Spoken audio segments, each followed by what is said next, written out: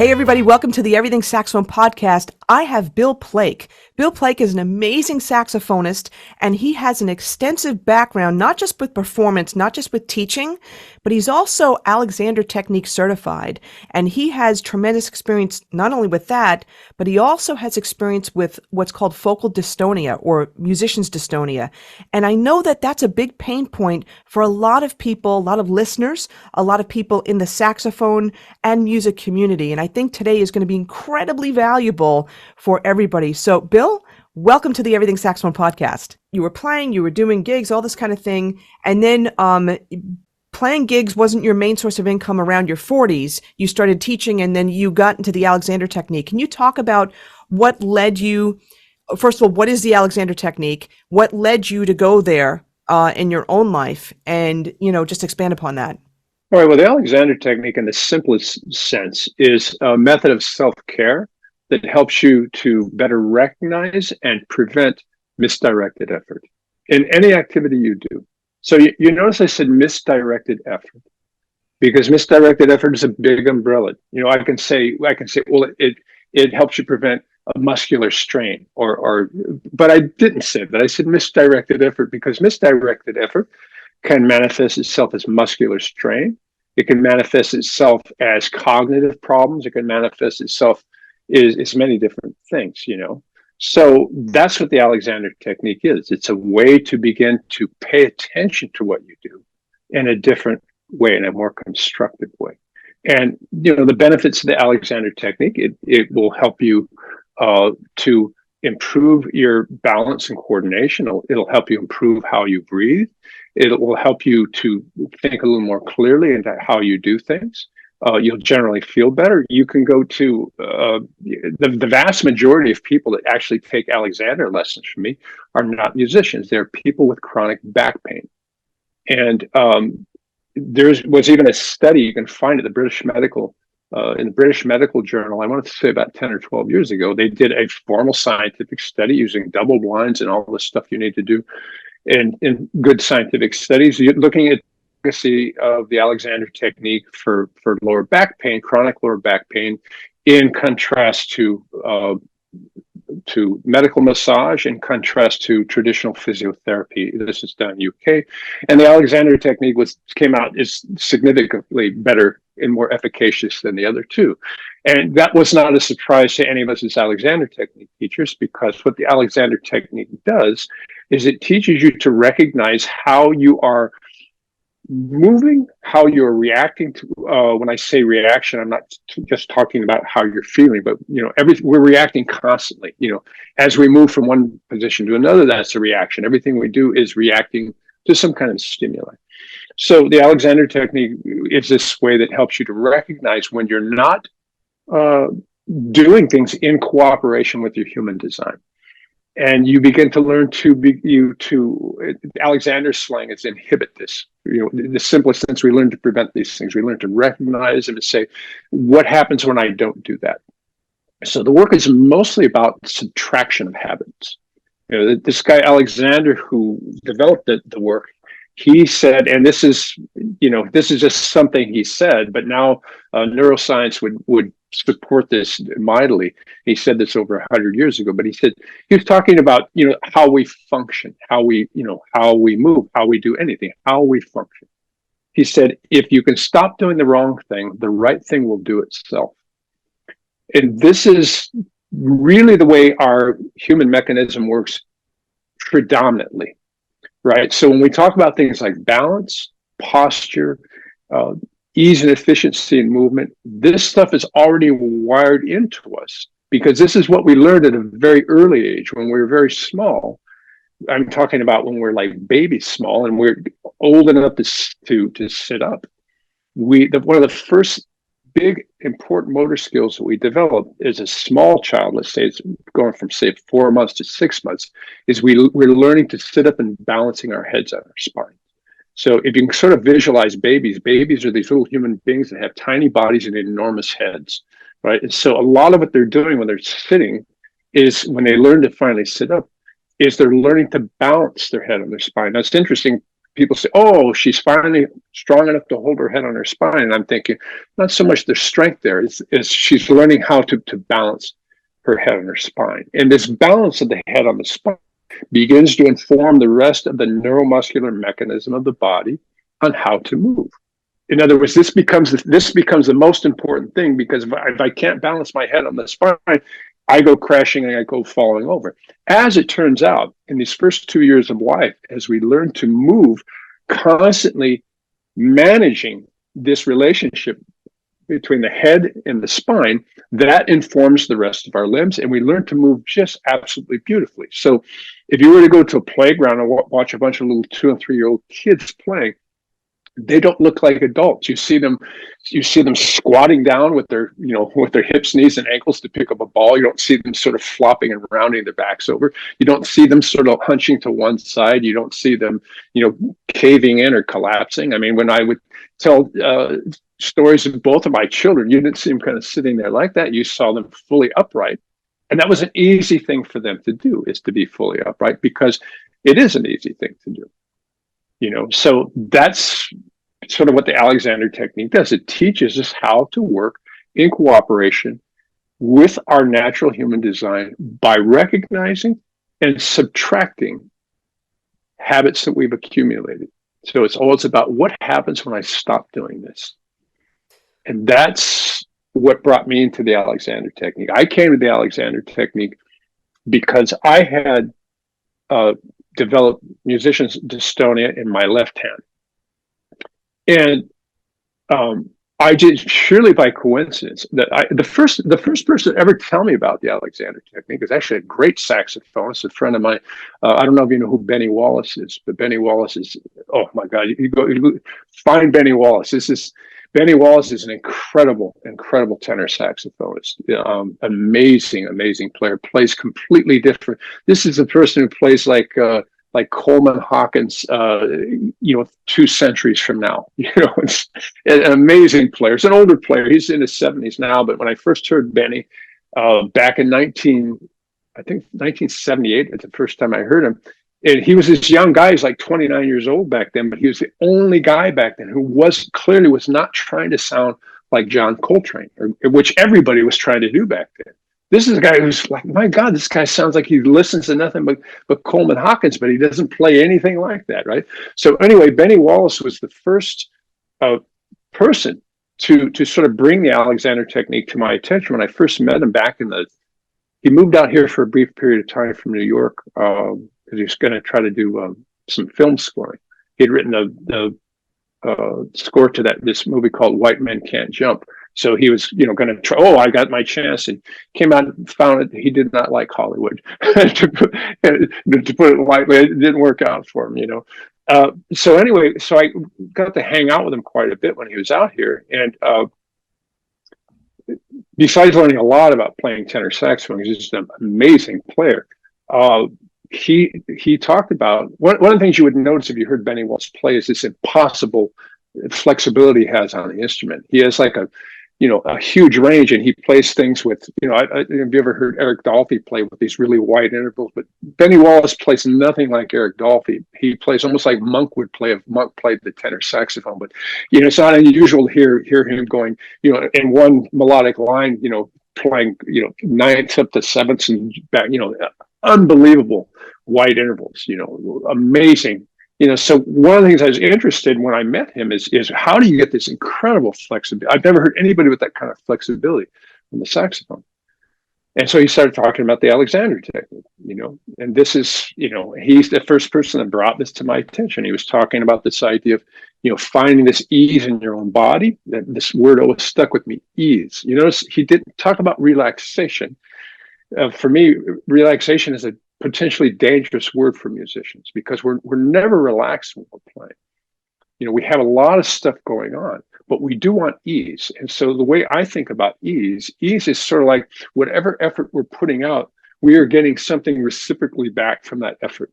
We're not putting out more effort than we want. So I came to the Alexander technique because I started developing Focal Dystonia. Happened to, when my symptoms started getting really bad, and I didn't know that it was Focal Dystonia, I just knew that I was having this very strange and awful loss of coordination in my left hand only when I played saxophone.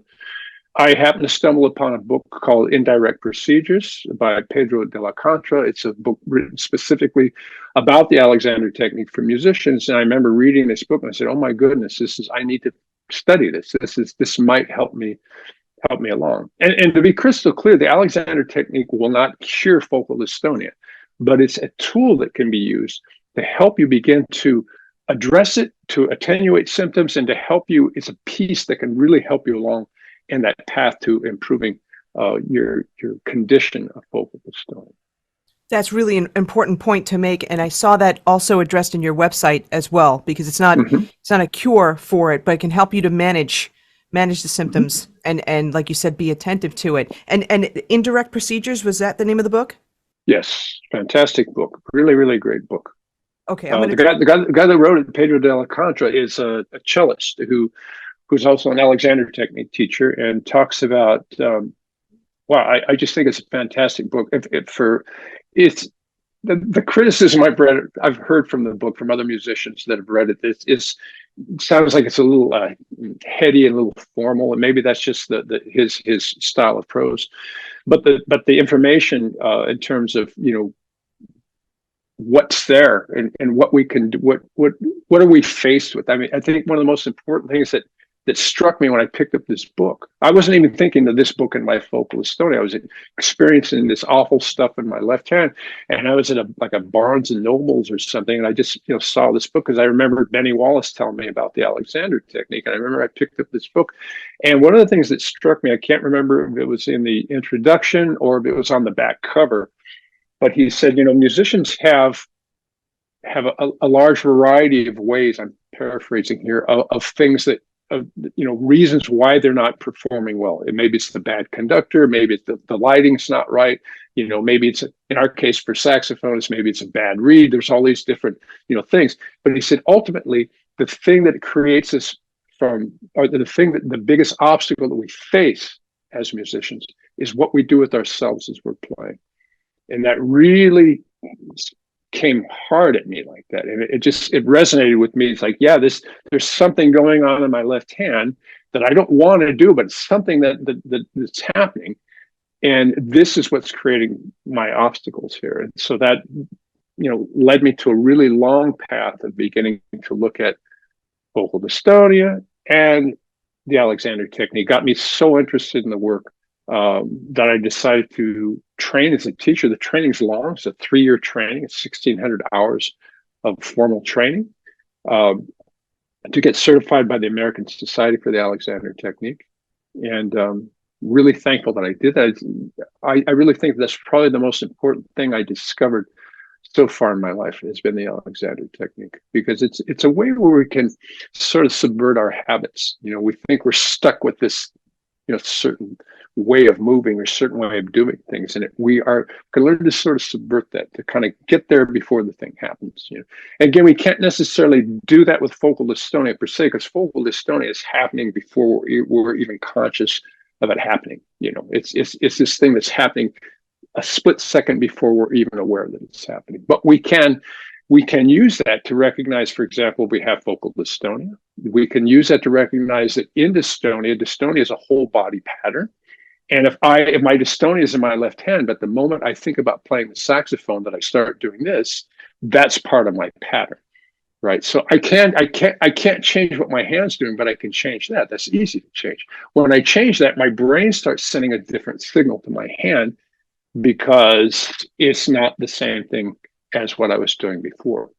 So for example, Donna, when you're playing the saxophone, if I were to watch you play, whatever you're doing with yourself, what you're doing with your head and neck, what you're doing with your shoulders, what you're doing with your hands, what you're doing with your knees, your feet, all that, as far as your brain is concerned, all that is playing the saxophone. You might think it's just what I'm doing with my mouth and my hands, but no, it's, as far as your brain is concerned, it's that whole body, whole person pattern. That's what playing the saxophone is. So the moment you change one of those things, that changes the whole pattern in terms of how your brain perceives it. It's not, your brain doesn't work in like, oh, that's just your arm. and that's just your finger. It works as an entire enclosed system. And we were going to talk about the whole body. And this is interesting the way you're saying this. And I'm thinking about this in two ways. Number one, I'm thinking about, you started to notice some problems with your left hand. I'm wondering if, I guess obviously there was unnecessary tension, that led to that. I know a lot of saxophone players hike their left shoulder up, or even the right shoulder. Let me think for a second. No, left shoulder. Typically left shoulder. And what they typically do if they're hiking their left shoulder, they typically then posteriorly rotate the right shoulder. And then they typically often either pull their head to the right like that and they crunch their head down on their spine, or they stick their head way forward because the neck strap is really low. There's a whole bunch of, patterns that saxophonists have. And so in Alexander slang, we would say this is misdirected effort, meaning that this is effort not necessary to the act of playing the saxophone.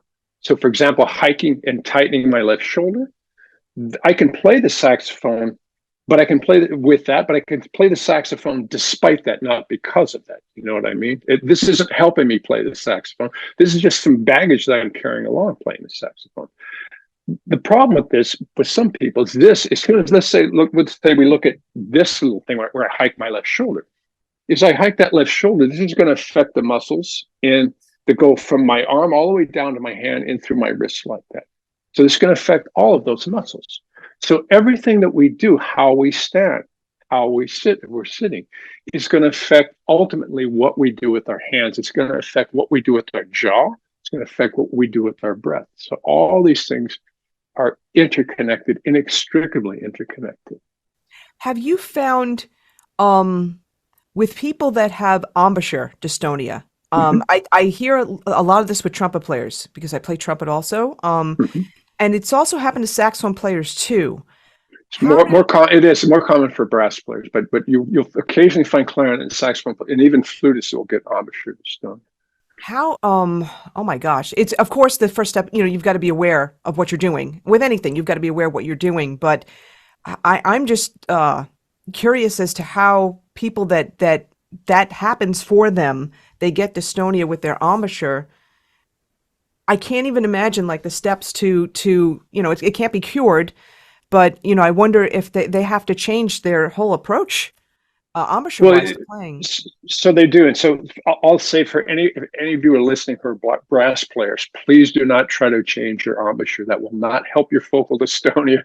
It will make it worse. Because it's not an embouchure issue. And when I said it'll make it worse, I mean that it'll make it worse. Focal dystonia is still quite a mystery. Okay. It is ostensibly a neurological condition.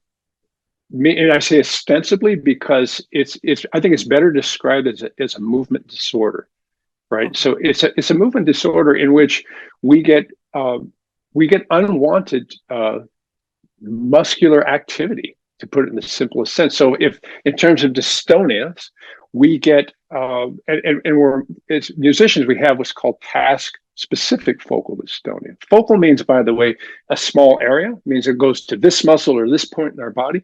Dystonia means just that the muscles sort of lock up, and or they twitch, or they do something. They do something that we don't want them to do.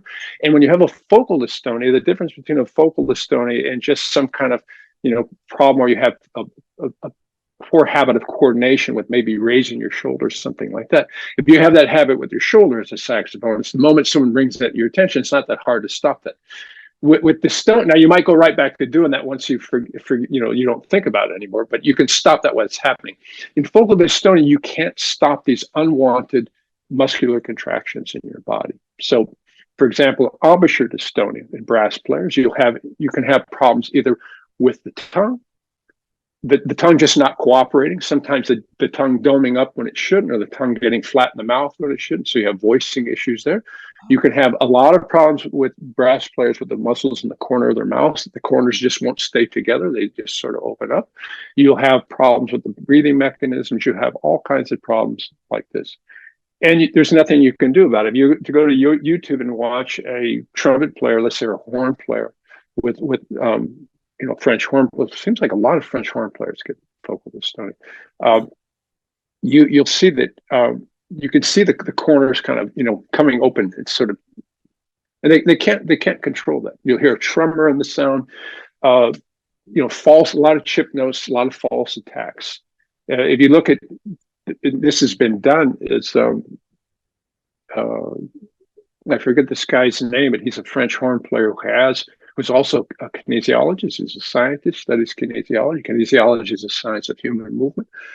And he has taken MRI pictures looking on the inside of the mouth of horn players who don't have dystonia. One of them is the fourth French horn from the Berlin Philharmonic. I forget her name. She's an American, actually, and so she's an amazing player. Plays fourth horn with a very hard chair to hold down in an orchestra. Watching her, taking MRIs of her inside of her mouth, and then contrasting that to MRIs with someone who has focal dystonia. And the interesting thing, not surprising at all to me, is the biggest difference between the two of them is you see a lack of movement on the inside of the mouth of the person with focal dystonia. In other words, when we're playing any wind instrument, whether it's brass or woodwind, there is an element of voicing, meaning that the inside, the mechanisms behind the lips, you have to do things. Tongue positions have to change. Oral cavity changes. These things change to manipulate the airstream. So in focal dystonia, with brass players, you often don't see these things.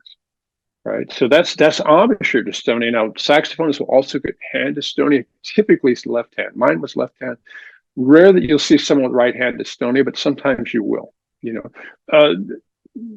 will get, so focal dystonia typically affects the muscles that are most prominent and used the most in the act in which you're doing. So if you think about saxophone, we're using both hands, but this left hand is really doing a lot. We got palm keys. We got lots of stuff there. We got a vent key, the octave key. We got and then we have this awful thing going from B to C.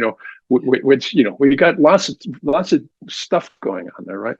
So in the case of my hand dystonia, and this is the case in many people that have hand dystonias, no matter what instrument you're playing, most of the finger, you can get the whole hand affected, but the fingers most affected are the fourth and fifth fingers. So this ring and pinky finger. In my case with my dystonia, what would happen is, if anybody doesn't sort of understand what task-specific focal dystonia is, it's a focal dystonia that only shows up for a particular task.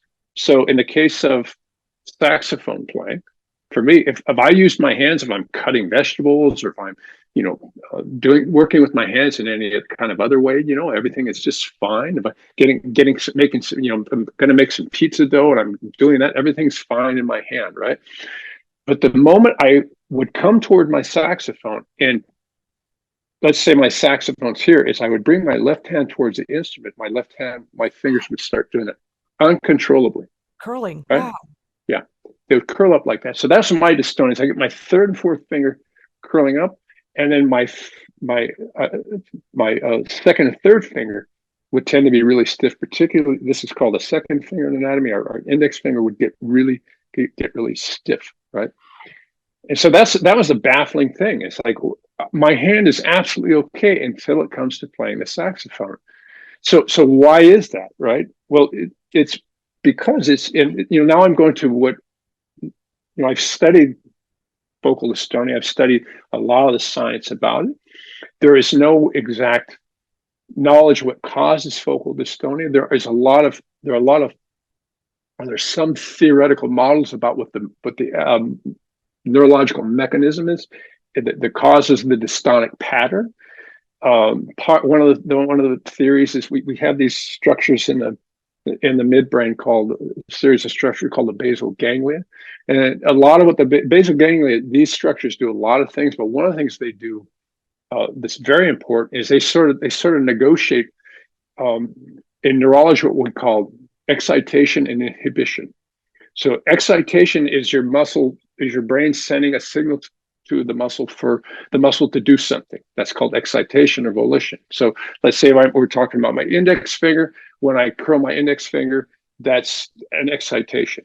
If I stop curling my index finger, that would be considered inhibition, even though that's not a good example, because as soon as I do this, this is excitation in the other direction. Oh, got But it. anyway, we have excitation, which is telling a muscle to contract, and then we have inhibition, which is the signal coming from the brain to tell the muscle to do nothing. Now, our brain is constantly speaking to all of our skeletal muscles, speaking to all of our muscles, telling it to either to do one thing or the other. So when we look at a muscle and the muscle looks like it's completely relaxed, it's not offline from the brain. The muscle is relaxed because the brain is sending the inhibitory signal to say, no, no, no, no. That's a chemical signal that's being sent to that muscle. And then when that muscle contracts, it's because it's sent an excitatory signal. All right. So we have inhibition and excitation. This part in the midbrain called the basal ganglia, a lot of what it negotiates is what's called inhibition, excitation, something called disinhibition, which I don't want to get too complicated, but if you think about your back in math days, if you think of negative numbers and positive numbers, disinhibition sort of fits into that way. It stops it inhibits the inhibitor so that another excitation can happen. Anyway, the long and short of that is we tend to get, what happens is we tend to get scrambled signals where we need one part of the muscle or one side of the joint, let's say the finger, we have, all joints that move have two sides. We have, this side and that side. If I'm going to flex my finger, I'm getting the excitation to flex the finger. So this means that this side of the joint is being inhibited. That's called the antagonist, and this is the agonist. So this is being inhibited, so this can move. When we have focal dystonia, one of the things that's happening, this is one of the theories, this is a theory that makes sense to me only because this was my experience with it. And for some of the people I've worked with that have dystonia, I've seen something that would fit into this, but again, it's just a theory, is that the brain is sort of sending the same signal to both sides of the joint. If I send excitation to this side of the joint and excitation to that side of the joint, what I get is basically sort of a quiver. In other words, I need this side to say no, so when the side says yes, so I can bend it. So you get a lot of quivering very often in focal dystonia. Or you get this feeling that your fingers get stuck. One thing that happens in hand dystonia is that the brain sometimes starts mapping.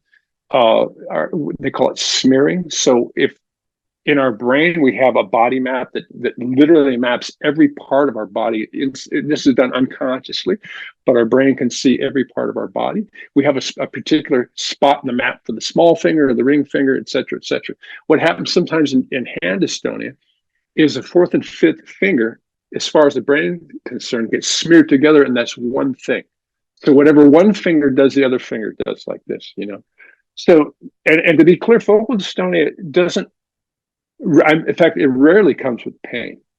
It's usually just a loss of coordination. So it's not like having a tendinopathy or something like that. This is a movement disorder, probably a neurological condition, but it's still very, very mysterious.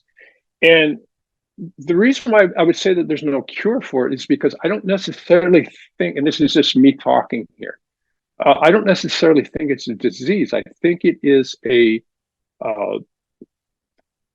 I think it's a movement disorder that interferes with coordination of previously learned habits, right? This is, I know how to play. The weirdest thing, I already know how to play, but now I don't know how to play because every time I start trying to play, my hand does this funny thing. So it interferes with fine motor coordination of previously learned habits, and it's also something that is impacted by attention and emotional states and sensory information. So these three things are impacted by attention, it's impacted by emotional state, and it's impacted by sensory information. So one of the biggest things that will change when someone who has focal dystonia improves what they do. Now, if I'm working with someone who has focal dystonia, to my memory, without fail, inside the session that I'm working with them, we will have this sort of period of time where we sort of bypass the dystonia, where sort of this miraculous thing happens, and the hand seems to work well. Now, they can't necessarily take that home because we just had this sort of moment with it. But the one thing that this always has in common when you have people that have learned to sort of resolve their dystonia is their attention, the quality of their attention will have changed. How they're thinking when they play will have changed. Okay? So, for example, embouchure dystonia, as you said, you're a trumpet player too. And so, I've worked with so many brass players over the years in the Alexander technique and some specifically that have dystonia. And a lot of, in particular, every single one that I've worked with who had that embouchure dystonia had one thing in common, and is they have an incredible, I would call it an attempt to micromanage what's going on in the facial muscles. Oh, yeah. And so all of their attention is going to manage these facial muscles. And what they don't realize is the more that they spend their conscious attention trying to manage these facial muscles, the more they're interfering with the part of the brain that sits in the back of the brain called the cerebellum that tends to coordinate the timing of motor movements. They're interfering with the function of the cerebellum. In other words, the more they're bringing their attention to this, the worse this thing is getting. And so often what happens with these people is I get them to stop trying to direct their attention to this. And I get them to start learning to direct their attention to listening for where their sound is in the room, feeling their airstream inside their mouth, feeling the airstream inside the horn. These are things that take their attention away from this. Now, that's not always an easy thing to do because we get habits of attention that are so powerful that we just can't, in particular, we have something like focal dystonia. We can't, the moment I pick up that trumpet, all of my attention is going to go right to those muscles. I'm going to try to do this with my corners and do a bunch of other stuff. So we have to try to do some things that are going to take them away from that. A big part of what I do, not just with musicians with dystonia, but I'm working with anybody who has embouchure difficulties. I don't think I thought of my saxophone embouchure in 30 years. I just don't think of embouchure. I think of airstream. So when I find people have embouchure difficulties, whether it's you have focal dystonia or not, it's because we're trying to do a bunch of stuff with this embouchure, and we are not even aware of what's happening with the airstream. And what we're ultimately doing, we're connecting the sensation of the airstream with what we're hearing on the outside of ourselves, right? So when you find a musician with focal dystonia, there's certain things they have in common. One of the things they all have in common is their attention starts getting very internally focused, right? Sensations. It's sensations of the embouchure muscles. Is it going to work? Is it going to work? Is it going to work? So they have this, everything is brought to these sensations here. And these sensations, the moment these sensations feel wrong to them, that's going to trigger a signal back to the brain to do the wrong thing. So it's almost like they're sort of getting this downward spiral of doing that. Now, to be clear, that doesn't mean if they stop getting those sensations that they're not going to have the dystonia. What I'm saying is that by focusing on that, that's really sort of throwing the fire on the dystonia like that. So what happens when we begin to resolve dystonia is attention begins to change. And I'm really simplifying a complex thing here. But in the simple sense, when I think of a couple of musicians who worked with me in particular, have done really well, resolved their dystonia. One I would say completely resolved. He's a session player here in Los Angeles who plays a brass instrument. I won't even say which instrument because I don't want people to wonder if it's this guy or that. It's a real stigma, by the way, if you have focal dystonia. A lot of musicians don't like to admit that they have it because this could be a reason for you not to get hired if someone knows you have focal dystonia. But anyway, this particular individual, really, I would say it's resolved the dystonia completely. Still, back to playing sessions, which, you have to be spot on to do that. Yeah. And, so one of the things that's really, really changed with him, and this is what changes with everybody when they begin to resolve dystonia, it's changed with me as I begin to resolve mine, is how you pay attention to yourself and to what you're doing when you play. And so the difference, let's say I'm going to use this person as an example, because this person really also changed really fast. And it was kind of amazing to see this quick change, but the process was still the same. It was almost like I was watching this thing in a compressed, high speed movie here.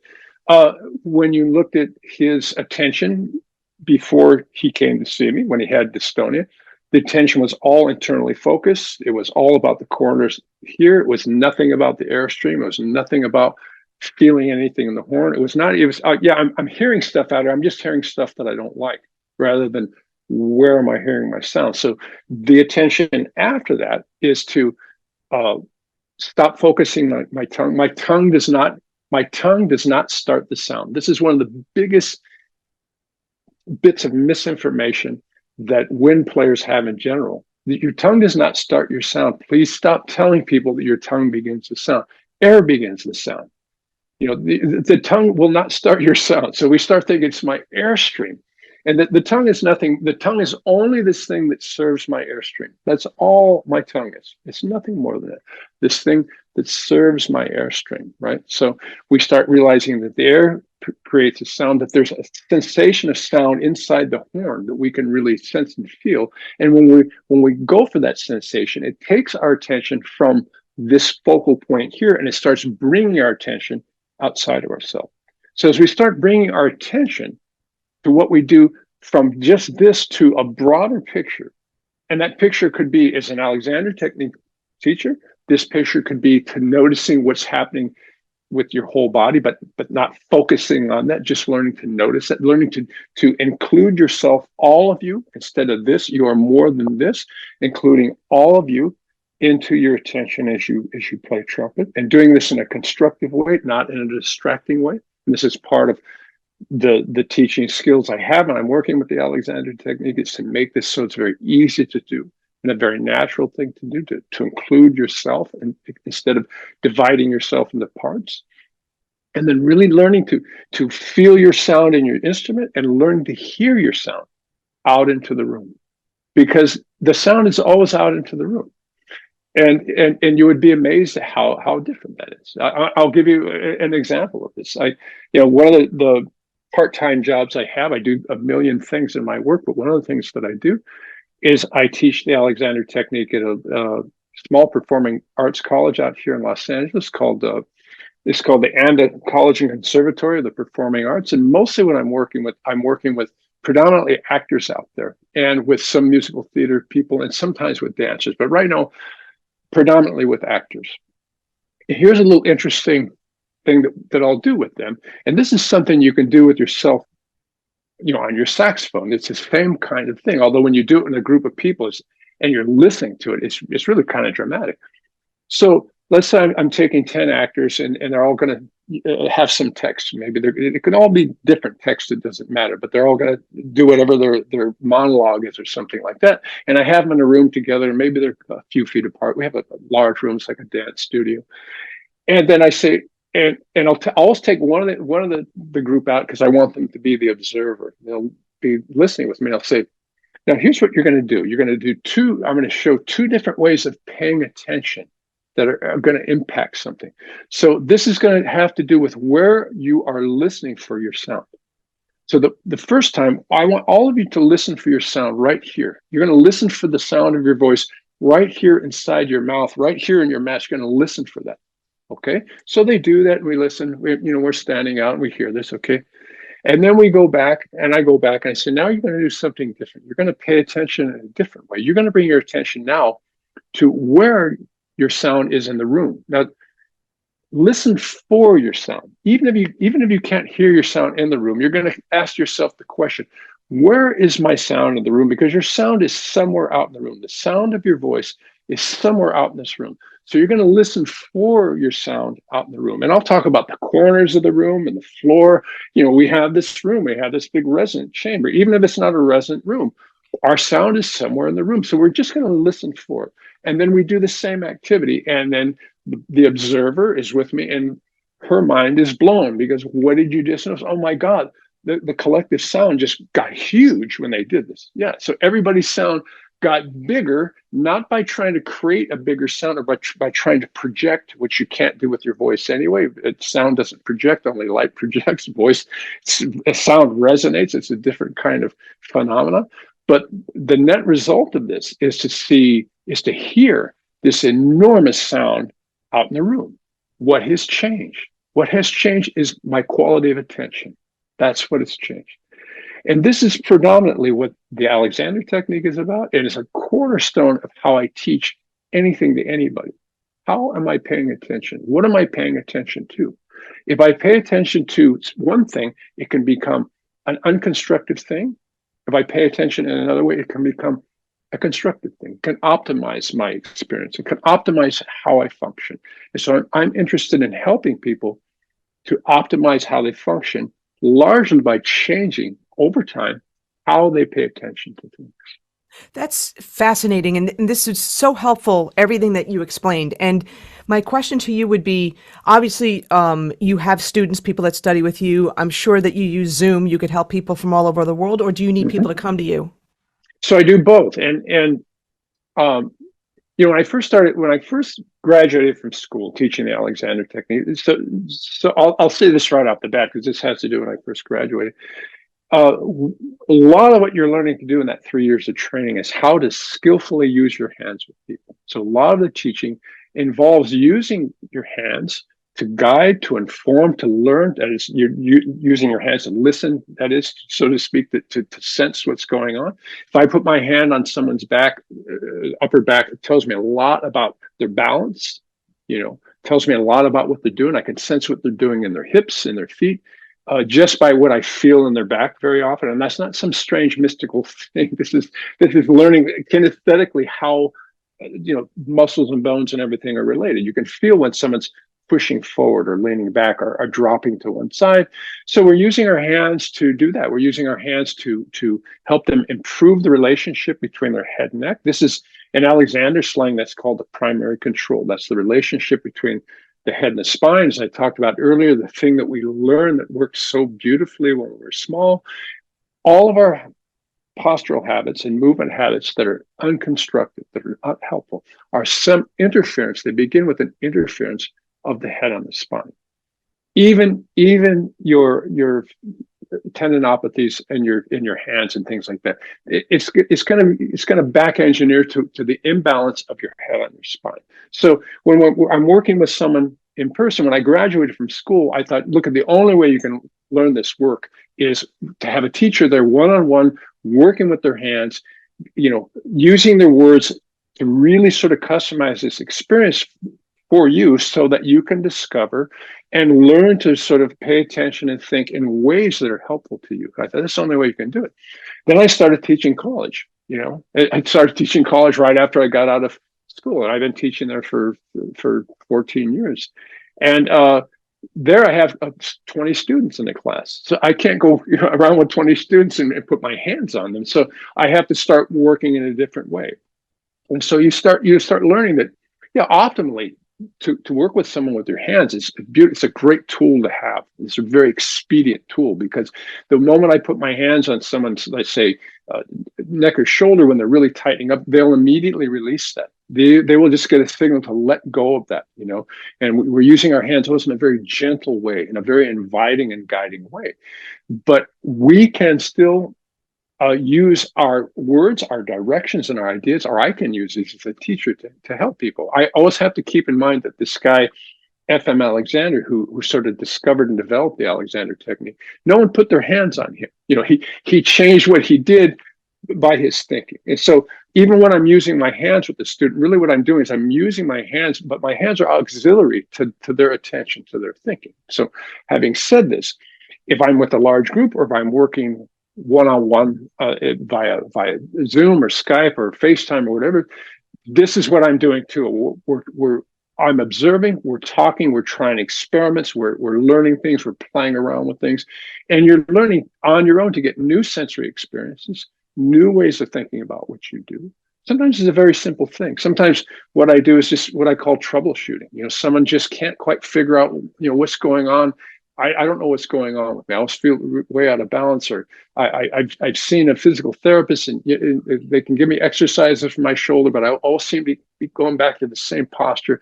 What's going on with that? So sometimes I'm just helping with that. I'm looking at that, analyzing that. This is what you can do at home. This is how you can think to maybe help yourself with that. Okay, that's going to be super important, because I was thinking about that. And so people can contact you if for some reason, let's say they can't contact you, they're in other countries or whatever. Would you advise that they would go to like their doctor, or always first? So if you have, so I have besides being certified as an Alexander Technique teacher, I sort of have this dual career, because we've been talking about the music side of my career, but I also have this other side of my career. I'm a certified health and wellness coach, nationally certified as a health and wellness coach. I have several certifications in physical exercise. I'm certified as a personal trainer, certified in functional training. I'm also certified in corrective exercise. So the thing that all of these have in common is functionality. The thing that interests me the most in working with people is improving how they function, helping them to do whatever it is that they do better. This is the number one thing that I'm interested in, is that. By the way, I want to get back to something that you had mentioned, because this was important as I started talking about the things that I do, because you're talking about before someone came to see me, if they had some kind of dysfunction. And I talked about the idea that the importance of seeing a medical professional always. So if you have any kind of chronic pain, start with a medical professional. Sometimes things are resolved simply by seeing a occupational therapist, by seeing a good physical therapist. The one area that, and I'm a big fan of both occupational therapy and physical therapy, particularly when it's done by someone who's highly skilled in it, it's amazing work. Any kind of manual work is amazing. My wife herself is a licensed neuromuscular therapist, and so that work is, she does neuromuscular massage. That work is pretty amazing. So all good. Absolutely, for sure. Bill, thank you so much. You have so much, you have a vast background of knowledge in so many areas, and I think that this has just been incredibly helpful for the listeners. I want to thank you again for your time. It's been my pleasure. Great meeting and great talking to you.